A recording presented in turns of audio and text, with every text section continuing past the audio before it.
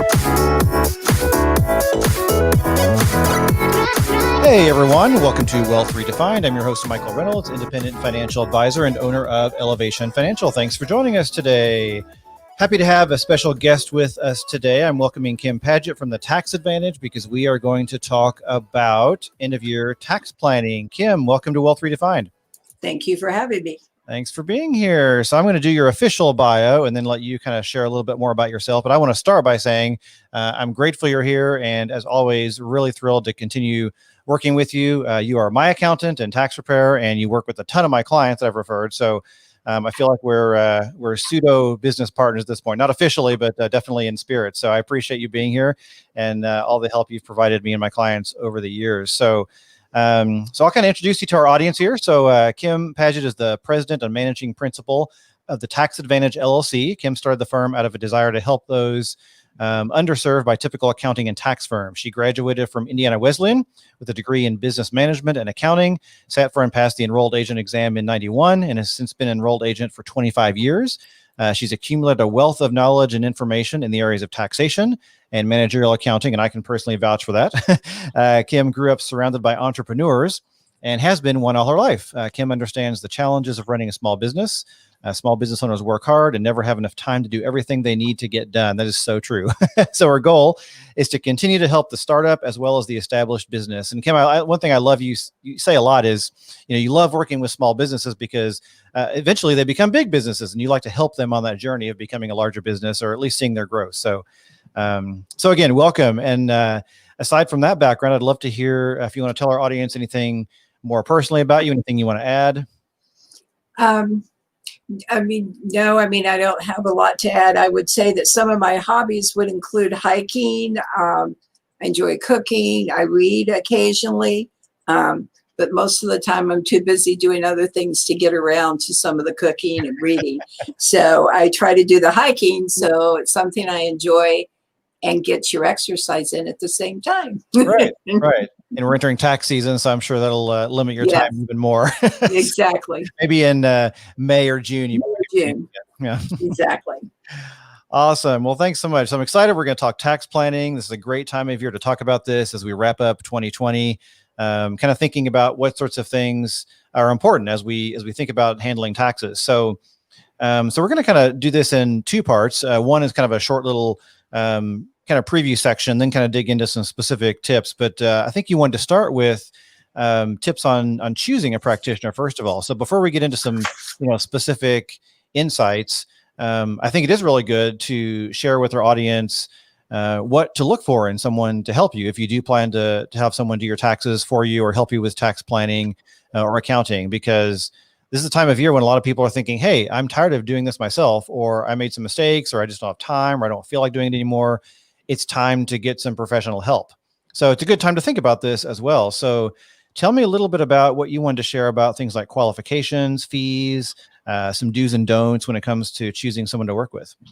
The first thing I would say is if you have decided to hire someone to do your taxes, if that person says that their fee is based upon the size of your refund, you should run. That should not be the way anyone bases their fee system. You want to have someone that's qualified. If someone hands you a tax return and asks you to sign it and the pages are blank, do not do that.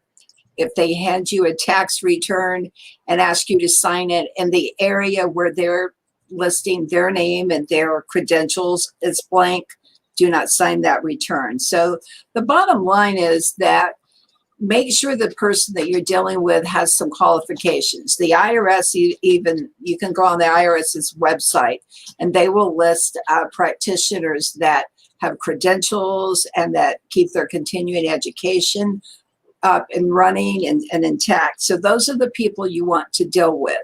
People that have a set fee for that form and that return, no matter how small your refund or how large your refund or whether you are going to owe taxes.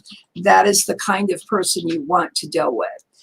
So that's just a few little things I wanted to mention to people. We get people in our office all the time that thought that they were hiring someone with credentials.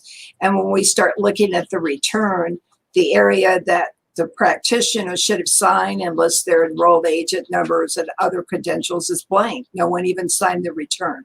So we just like to caution people, look over your return and make sure all that signature area is filled out if you are paying someone to do your tax return. If you're doing it yourself, make sure you're comfortable with what you're doing. Or if you've had huge changes, it might be worth paying someone to huge changes. You got married, you sold a house, you closed a business, you sold a lot of stocks and bonds. It might be worth hiring someone, even if you are normally a do-it-yourself kind of person. It never occurred to me that someone would have me sign a blank return. That seems kind of sketchy. So it is very sketchy, and it happens all the time. Really? Okay. Yes. Well, thankfully, it's never happened to me. So that's good to watch out for. Well, thanks for sharing that. And just to kind of clarify, the credentials I'm assuming we're looking for are either enrolled agent or CPA, right? Yeah, or CPA. And there are some lovely people out there that just have what are called P10 numbers, but it is a number assigned to them by the IRS. And it at least lets you know that that person is at least meeting the minimum requirement of continuing education a year. So at least that. Okay, great. Thank you. All right, so let's talk about some things to consider before the year end. I know you've got a list of things you wanted to cover here. The first thing on your list, I think, was decide if we're going to DIY or hire someone. So do you have any advice on whether you should pick one or the other? I mean, I leave that to people. I understand if you're, a young single person with one W-2, you can probably pretty safely do it yourself. If it gets more complicated, you have children, daycare, you're going to itemize, then you might wish to consider hiring someone. Or if you own a business, you definitely should consider hiring someone to do your taxes, for sure. I'll vouch for that. I think so much of the time we say, oh, well, it's going to cost me, X $100 to hire someone. I'll just do it myself. And usually what ends up happening is they get that much back in tax savings by having a professional do it. So yes, I like to encourage people not to trip over dollars to pick up pennies, So, I like that. Yeah. So let's talk about organization. I'm sure there's a list of things or a way you recommend people kind of organize things at year end to get ready for taxes, right? Yes, this happens, and we hear this often. I know I have it around here somewhere. As soon as I find it, I'll get that form to you. So I recommend sometime, well, now would be a good time, set up a file, an electronic file or an old school just file. And as mail comes in, either scan it in and put it in your electronic file, or just open the file that you've created on your desk and just start putting all of those tax documents in one location. You will be very happy you did in about 5-6 weeks when you know where everything is. That's exactly what I do. I put a folder that says 2020 taxes, and I just dump stuff in there. Over every time I find something new to dump it in there, and then by the time I talk to you, it's like, here's my folder. It's awesome because it's all there. Yes. Yeah, it's a great way to do it. I love that. So let's talk about deductions. You said you want to talk about something about like bunching deductions. Yes, this is because electronic filing. Because of itemized deductions have been limited in some ways over the last couple of years. I'll just start with the state section. In the state tax section, you can only deduct $10,000 anymore. So having said that, if you're someone that could do your estimate in December of 2020, and you could get the extra in the current year rather than waiting till January 15th. It might help you on your way to itemizing. If you're considering spending $20,000 on dental work, maybe you should hold that off until 1 year, and maybe you need another surgery or some other medical bills the same time. That's what I mean by bunching. Charitable contributions is another area where people should bunch.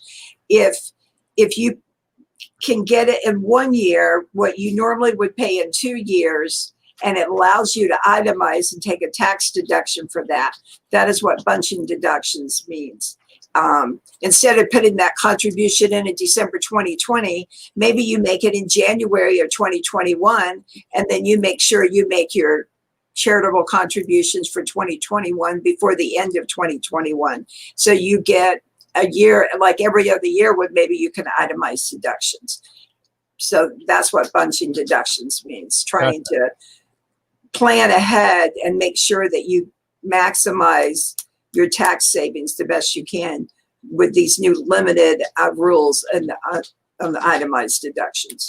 Okay, interesting. That makes sense. So you might end up, going every other year. You bunch them together, like what you would do every year. You maybe bunch them together in 2 in 1 year, and then skip a year, and then bunch them again 2 in 1 year, and it kind of feels like you're in the same schedule, but you're offsetting it by that, couple of weeks in between. Yes, really good strategy. Okay, good. Thank you for sharing that. You're welcome. Let's talk about required minimum distributions. You were interested in talking about should you skip them? Should you not? A lot of people that are retired, let's just say senior citizens, they probably couldn't afford to skip them. But in my opinion, if you didn't need to take the money in 2020 and you haven't done so, with the way the market was in 2020, and Michael, maybe you can chime in here, I would say skip it, leave it in the market, and maybe it will bounce back. Because if you took $5,000 in 2020, especially in the summer, a lot more had to be sold off to get you that $5,000 than because the market was down.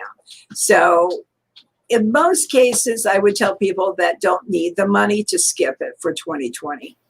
Gotcha.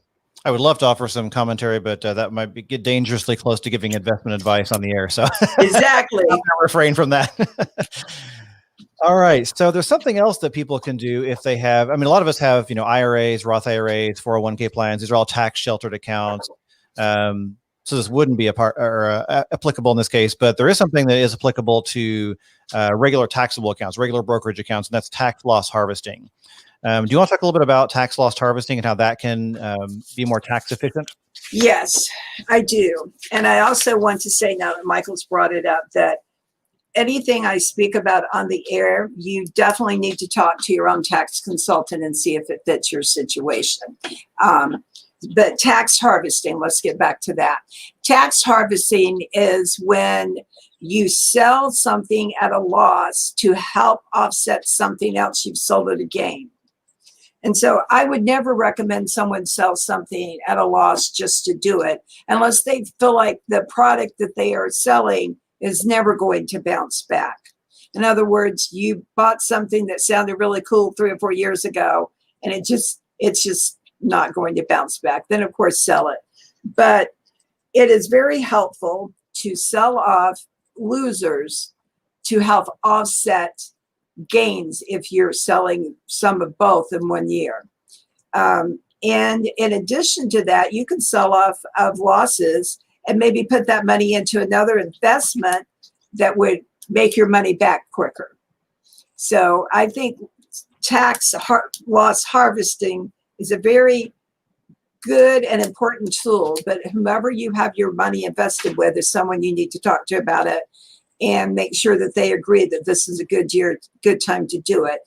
You can deduct up to $3,000 a year in losses as a married filing jointly couple, $1,500 as a single person, even if you aren't selling off losers to offset gains. You can still deduct up to $1,500 this year and then carry over the rest of the loss to the following year. Yeah, and that can be done with stocks, with ETFs, with mutual funds, pretty much anything. So, okay. All right, next, let's talk about tax. One more thing I want to say about the tax loss harvesting. Excuse me, my allergies are bothering me today. It's not financially usually as fruitful for people in lower income brackets as it is. The higher your income bracket, the smarter it probably is to sell off losers to offset gains. I did want to mention that. Yeah. It's definitely not a super common, like not everybody does this. No. It is in fairly specialized cases or specific scenarios. Yeah. Yes. All right, let's talk about tax advantage retirement accounts, things like IRAs, Roth IRAs, 401ks, Roth 401ks, HSAs, all these accounts that give you tax advantages.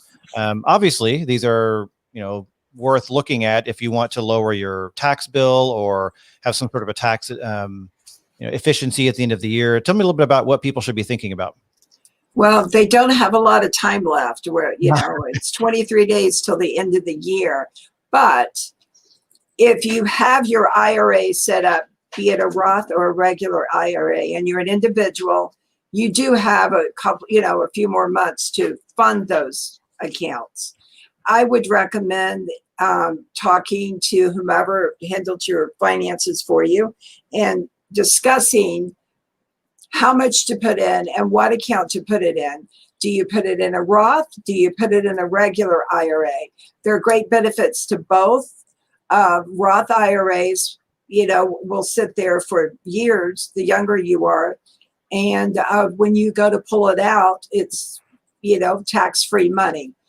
Regular IRAs, you get an immediate tax deduction for that. So I think it just depends upon your situation. And if you're someone that can do both, maybe you should do both. Health savings accounts, I think, are an underutilized tool for lots of reasons. For tax savings, for future planning for 30 years out when you're older and have more medical needs. I think health savings accounts are a great thing for people who can utilize them to be able to do so. They should. Yeah, I feel like this is kind of illustrates the friendly dance that financial advisors and tax preparers do a lot, which is that when you're looking at taxes, your goal is to save your client money and to lower their tax bill. Yes. Which means that I see a lot of accountants will favor pre-tax accounts like traditional IRAs, like traditional 401ks, whereas a lot of people in my position say, well, it's great, but let's look at the Roth, which is it grows tax-free. And then in 20 or 30 years, you're going to be really happy that all that growth is tax-free. And so both are great and both are important. I like illustrating why that dance kind of occurs because of the different perspectives we have on the goals we have. And so I like your idea of, hey, do both if you can. Maybe with money, maybe some pre-tax money, you get the advantages of both. And I've been around longer, so I will say this, and I think you've heard me say it before, it's just a personal opinion. I have no way to back it up. I've never met a dollar that the government didn't figure out eventually how to tax, even if they said it was not taxable. Social Security is a good example of that. It was supposed to be tax-free money, and now up to 85 cents on the dollar is taxable. So I kind of tell people, maybe hedge your bets, half and half. I don't know. But yes, if it holds true that it stays tax-free, I think it's a fabulous tool. Yeah. Although I think many people probably would share your cynicism. I think it's founded in reasonable expectations. All right. So one thing I wanted to mention, we talked about this earlier today, actually, you and I, is the solo 401k. And that's one of the great plans that solo business owners can utilize as well. It gives them both a Roth option as well as a pre-tax option. Yes. And while IRAs give you until April 15th to contribute, plans like solo 401ks and general 401ks, the requirement is before the end of the year. So if you are a business owner that has a solo 401k or you have a 401k plan through work, be aware that the end of the year is normally going to be your cutoff point. So make sure you get those contributions in by December 31st to be able to have them hit the tax year that we're currently in. So, yes. So speaking of business owners, I like this discussion as well that I'm going to bring up here because it's all about the philosophy of why you're doing things to lower your tax bill. So I see a lot of business owners that, they say, well, I need to spend a bunch of money before the end of the year because I want to lower my tax bill. And, I'm sure there are good reasons to do that. And I'm sure there are not so sensible reasons to do that. So talk to me a little bit about your opinion on, good and bad reasons to spend a bunch of money at the end of the year just for tax reasons. Well, here's what I always tell my business owners. If you need that piece of equipment, it's a good decision. If you're spending $25,000 on a piece of equipment to save 30 cents on the dollar in taxes, that is not a good decision. It just, in my opinion, it's just never a good idea to spend a bunch of money to save let's just say 35 cents on the dollar in taxes, especially if you're a company that doesn't have a lot of cash laying around anyway. So good reasons to spend money to reduce your taxes. You need the equipment. Bad reasons is you're doing it strictly to save tax dollars. So you've spent the whole 25,000 and it saved you 8,000 in taxes. And if you need that equipment, that's a good decision. If you don't, and it's just going to sit around somewhere, I think that's a bad decision. Yeah, I've seen so many business owners, they're obsessed with saving. It's like a game. It's like they want Yes, to gamify this whole process of saving taxes, and they're really excited when they can lower their net income and therefore pay less money in taxes when, like you said, they bought something they don't really need, and they would have been better off having the cash sitting around and paying taxes on it, but still have the cash. exactly. Yeah. The other issue with that is, and this is off subject, but it's an issue that business owners need to be aware of. If you continue to keep your income at a low amount, you're just going to be very surprised when you go to buy a car, you go to buy a house, you go to buy things, because that's what your income is. That's what you've said your income is. And that's what your house is. That's how they're going to decide if you qualify for that house or that personal purchase. So those are also things to keep in mind. Yeah, I kind of like to call that tax gymnastics. Like, Yes. we'll go through all these twists and turns trying to save on taxes. And you and I have talked about this more than once on different occasions. Everyone's looking for this magical loophole or this, strange little obscure rule that only rich people know about or something. And those things don't really exist. Like, when it comes down to it, yeah, you can do certain things to reduce your tax liability that we've talked about here today. But in general, like, if you're trying to play games and avoid taxes with these strange gymnastics, like, it's going to come back and bite you, or it's not really going to give you the benefit you thought. Absolutely. We see that often as well. Yeah. And I like the way you said about, really pay yourself. I see a lot of business owners that, like you said, they don't pay themselves much at all simply because they think they're avoiding taxes. And, there's real value to having cash in the bank. There's value to having an income. Yes. And, whatever you're paying in taxes, like, you're making that much more in income. Wouldn't you rather have the income? Like, I don't quite get that. So I'm glad you brought that up. All right. So something else you mentioned here is IRS notices. I'm guessing you brought this up because you probably have seen one or two occasions where people have ignored IRS notices, probably. Yes. This is November, December is when the IRS sends out they send them out year round, but they seem to be more active in the last 2 months of the year. They're called CP 2000s. And if you receive one, my request is don't ignore it. Call the IRS, call someone to help you with the notice, but just pretending that you didn't receive it is not going to benefit you in the long run. The longer you ignore those notices, the more difficult it is to help you. And in some cases, you've pushed it out to the point that even if you did know that money, it's very difficult to help you. If you've gone through the appeals process without participating and other things, we have seen that. And people really did know the money, but it's very difficult now to help them. So don't ignore the notices. Don't think I'll deal with that in 2021. Open the notice, get it to someone that can help you. So hiding from the IRS rarely works out well. No, it's not like a baby where if they put their hands over their face, they think you can't see them. Good advice. Good advice. Well, this has been really good stuff that we've talked about here today. Is there anything else that is a common, thing that comes up with people when it comes to tax time, end of year stuff, anything that people overlook, any kind of common cases that you've seen? There are two things that I would like to mention to business owners. If you're going to take big tax deductions in the automotive department, in mileage or in vehicles, you need to have mileage records. You need to have really good mileage records. That is one that I would say 60-70% of business owners ignore all year. And at the end of the year, they want to say, I think I drove, and you just need good records. That is an easy one to be rejected if the records are not in good shape when you are audited. And those audits now come in the form of, we are questioning your mileage deduction on your whatever. Please send us your records. They don't even have to come and sit in your office. They just ask you to send the records to them. So that is one that I want people to consider. And there are apps. Over, There's an app called, I think, Mile IQ. yes, I use Mile Tracker. There's lots of them out there that you can put on your phones and just hit, and it uploads to the cloud. And there's lots of good apps. It's a hassle and people don't want to deal with it. But it's a very good tax deduction. So it's worth it if you really are driving the miles. You just need to keep good records. So that is one that I would say that people want to take the deduction, but they don't want to spend the time that you should spend to document it so that if they're asked to prove it, they could. Makes sense. So on that note, you mentioned vehicles. I hear a lot of business owners talk about buying a company car and owning a company car as some sort of tax advantage. Can you tell me more about that?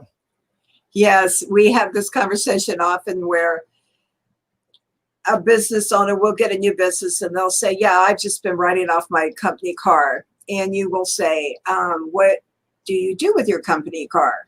And I don't know, they may be a retail clerk, In other words, there's very little reason for them to have a company car. And they get really frustrated with you when you tell them that they have to, back to the mileage thing, you can buy a company car, but if your company car is used 90% for personal, then that becomes income to you. So you can't just buy a car in your company and then say that, oh, this is a company car, so the company pays for everything. Records are still required. Mileage logs are still necessary. There are a lot of things you still have to do if you're going to have a company car. We have lots of business owners that have legitimate company cars. I'm not saying that. I'm saying that just thinking I'm going to go buy a company car and using it 90% for personal, you're not going to get the tax benefit you should get if you're using someone that does and follows tax code. Okay, so let me see if I understand the scenario correctly. So let's say you've got two scenarios. Scenario one, you've got a business owner who's, let's say, a contractor doing maybe landscaping or general contracting, and they buy a company car, bought by the company money, owned by the company, and most of the use is driving to job sites and hauling equipment around, and then maybe drive a little bit in the evenings, but not much. That's a legitimate use of a company car that is fairly defensible, correct? Yes.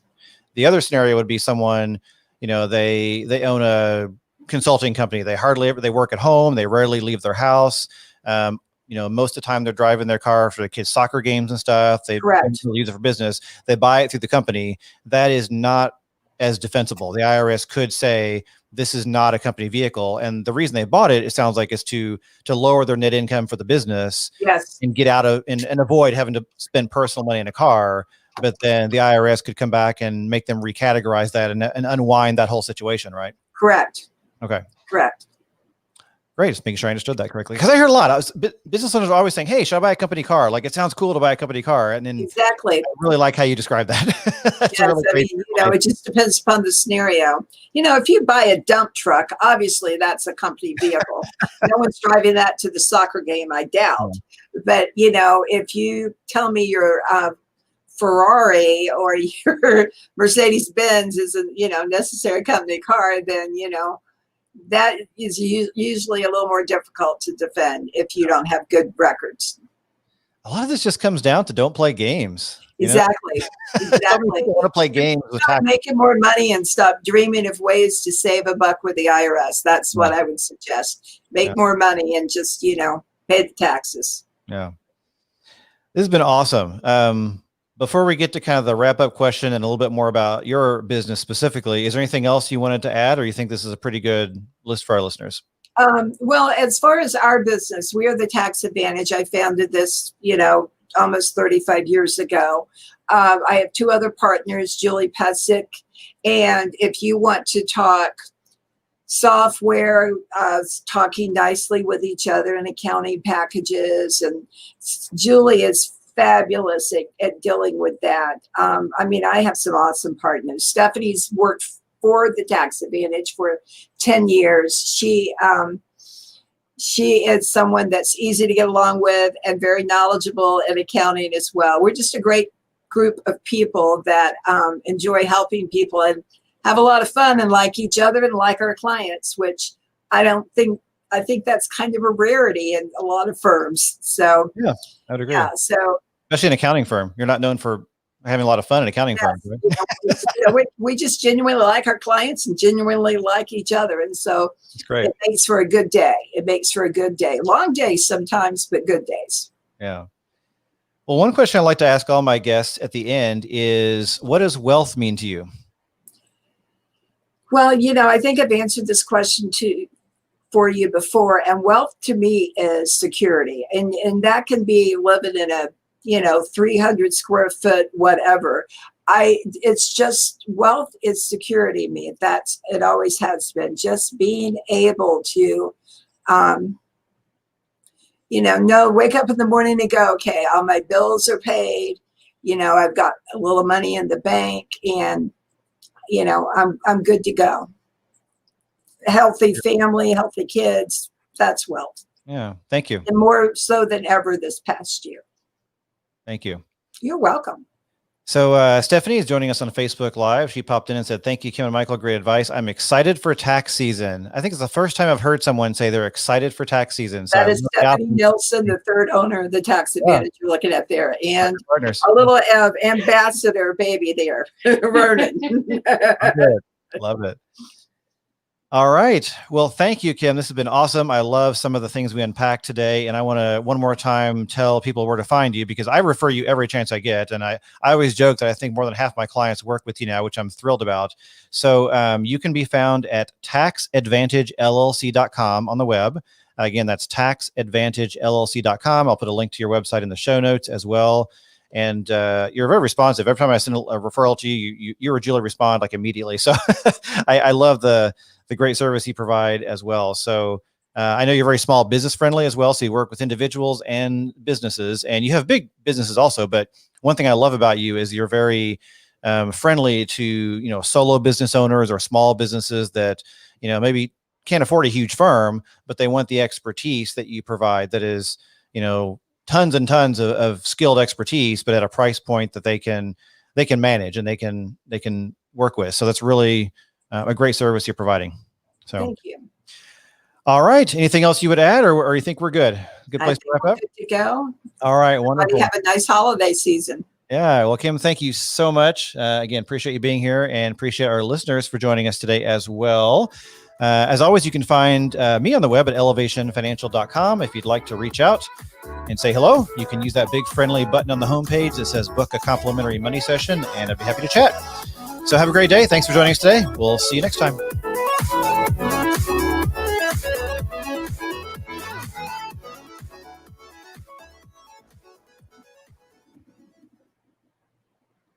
All right. Podcast recording is off the air. We had a couple live viewers still with us today, so thank you for the live viewers. Pop in and say hello if you want to. If you have questions, definitely pop them in. But again, appreciate Stephanie, you're one of your partners listening in today and watching the show. And I love the photo of baby there with her. I'll put the profile pic back up again. It's too adorable.